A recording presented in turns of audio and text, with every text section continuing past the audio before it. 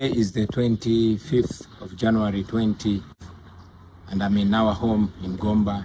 Just came to say hello to my living mother, my sister, and to say hello to Mama in heaven and Papa and all my family members, and to also get some love from home. Yeah, another day of hiding, another day of injustice. As you all know, the police has always come out to give a statement on anything, but since the raid on my house, the first, the second, and the third one where my wife was assaulted, the police has not said anything. As I've always said, that in a country under family rule, the ruling family is always above the law and everybody else, a worker, an employee. The police cannot say a thing. The Human Rights Commission, you saw them going to my house to pay my wife a visit, apparently. And then after the raid, and the assault on my wife and all the criminality that was done at my house, nothing has happened. Well, that's where we are. As you see, a day before my wife was attacked, the inter-religious community was at my house and, spoke to my wife. I'm yet to hear their statement on what happened. But all in all, the task is on us Ugandans to free ourselves. I'm doing what I can do. I'm visiting various leaders across the country. Of course, under scrutiny, under fear, under high risk, but I'm doing what I have to do to reach out to you and charge you and tell you that you can also play your part, either singularly or in a group, but we can change our country, all of us. Thank you, people power, our power. Keep fighting, keep resisting, Uganda will be free. Fellow Ugandans and friends of Uganda all over the world, my name is Kyagulanyi Robert, also known as Bobi Wine, and today is the 24th of January 2026. It's exactly 8 days since I escaped from my own house following a raid that was carried out by the military and police at my home on the orders of Muhoozi Kainerugaba, Museveni's son, and the Chief of Defense Forces. We had gotten earlier intelligence from our friends within the army that he had issued orders to his men to come and harm me. So when we saw them jumping over our fence on the night of 16th January, I somehow escaped from my home and left. That night they didn't enter into our house. They stopped in the compound. 3 days ago, they once again jumped into our fence, hurled profanities to my wife, and threatened to break into my house. That was the second time. Now last night was the third time for them to raid us. They came in hundreds, according to my wife. They broke every door in our house, including those that were not locked. They took away all our documents, from academic documents, land title deeds, and all important documents. They took every gadget, phones, chargers.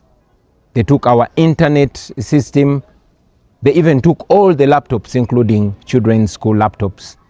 They also took away our CCTV camera system and destroyed anything that they could destroy, broke glass and cut even our chairs. They put my wife on gunpoint, demanding that she shows them where I was.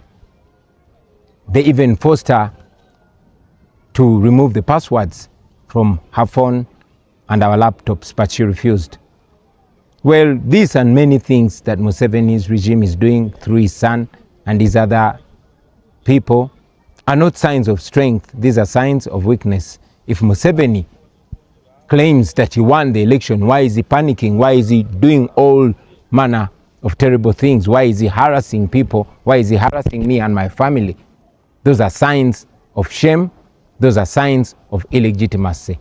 Now, my message to you, fellow Ugandans, I am not in my home because I still want to be able to speak to you like I'm doing. I'm not in my home because my life is threatened. I take this opportunity, first of all, to thank the international community for the voices that they've raised, but to also encourage them to keep an eye on Uganda, especially at this critical time. To you fellow Ugandans, this is our country. All this is being done to intimidate us. They've abducted 2 of my deputy presidents, Lina Zedriga and Jole Tukamshaba. We don't know where they are. They've arrested Mwanga Chivumi, my deputy president in charge of Buganda region, and many other comrades to sow fear in us. I encourage you to be strong, to be smart, to be creative. These people are not as strong as they purport, and indeed they are not as smart as they are. They failed to find me for 8 days. I also tell you that we must never give up. Uganda is our country and we must fight and liberate it. I will resurface at an appropriate time to forward our struggle. In the meantime, I'm not home because I'm trying to keep safe, I'm trying to keep alive, and I want to keep communicating to you. We shall overcome, we shall be free. People power, our power. These people were drunk and they were very provocative. One of them asked me in Munyankole how I could end up marrying a traitor of Uganda as if I'd never saw Munyankole to marry. Yesterday, the group that came to raid our home was a different group. They were so many, heavily armed, drunk, and they looked the same and spoke one language. They broke into the gate, the lower gate. Our askari was in a different corner, so he saw them and he called me.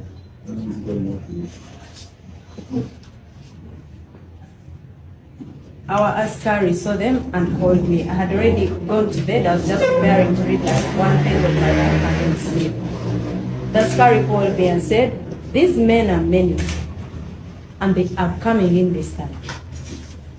So in the moment, I got out of the bed, switched off the bed light, then tried to walk out of the bedroom and lock it, looking for a place to hide. But then I realized that was a wise thing to do.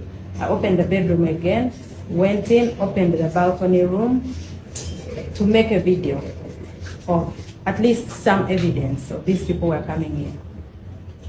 I just shot a small snippet thing because already they had ladders and they were climbing to our veranda. So when I shot that, I locked the veranda door again, went in, sent the video to our son Solomon, and I asked him to let people know that we were under attack. Then I called our other son, who is also my brother-in-law, Dax, and I told him, it's finished. These people are coming in definitely. So I walked out of the room, locked the door, and then went down the stairs. When I reached the stairs and looked in the window, there was this big group of men. Every window had like 10 men in it. And they said, "Open the door." They said it in Munyankole. I replied in Munyankole and said I was not going to open. So I passed the stairs, went to the general bathroom, locked the door and called our neighbor, one of our neighbors. And they said, "We have a problem here, let everybody know." Then I came out of the room.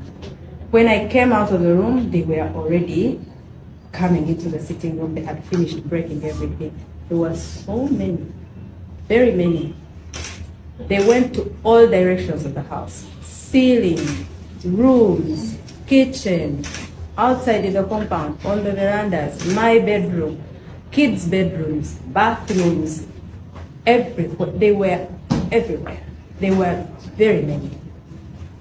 In that moment, they did not allow me to follow anybody where they were.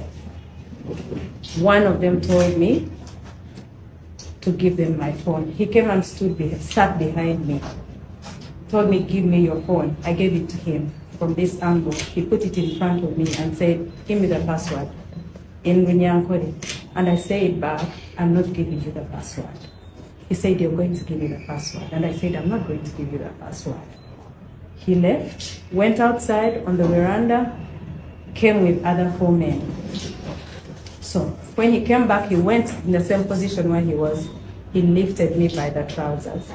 I was wearing 90 trousers and a shirt. He lifted me by the trousers, lifted me up, And then the one who was standing in front of me strangled me by the neck from the front.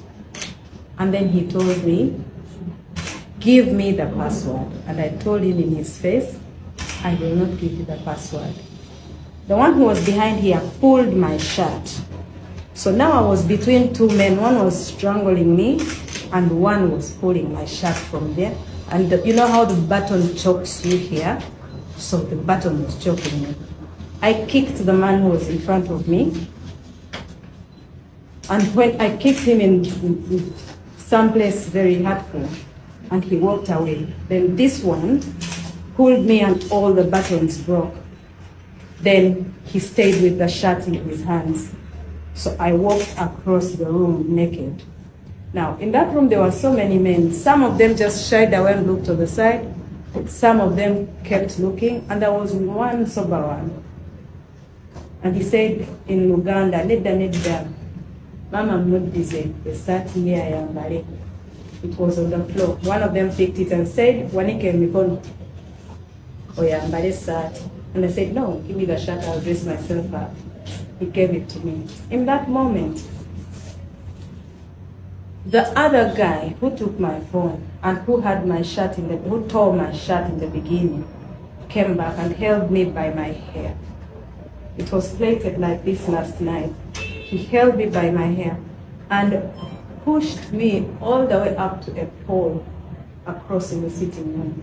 And I hit my lip. And then he told me, bring the password. I said again, there's no password for you. Then he pulled me down on the floor. And they sat on me. I felt as if 4 bodies sat on me. There was someone I think was overseeing everything. He told them, what's happening here? Leave her. Then they went. I sat on the floor. And in that moment, I felt thirsty. I felt nauseous. I felt dizzy. I felt my body was confused. I asked for water. They brought me a glass of water. I asked for more water. They gave me another glass. And that was the last that I remember of that event. The next moment that I got to realize, I was on the veranda sleeping in my own vomit. The askari and the other boy organized and drove me to hospital. So they left you in your house when you had house? They left me in my house. In my house or on the veranda, because when I realized I was outside on the veranda, sleeping in my own vomit. So all this while, they were asking me where my husband was. Where is your husband? I said, I don't know where he is.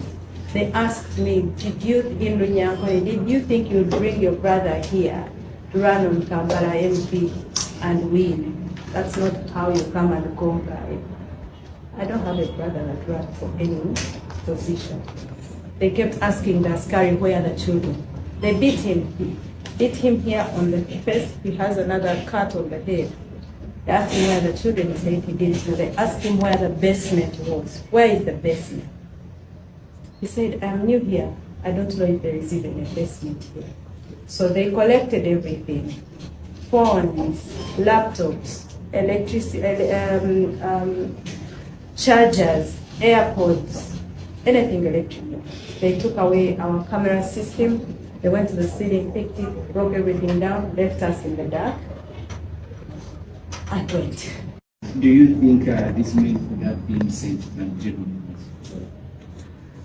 General Mwazi has given my husband an ultimatum of 48 hours.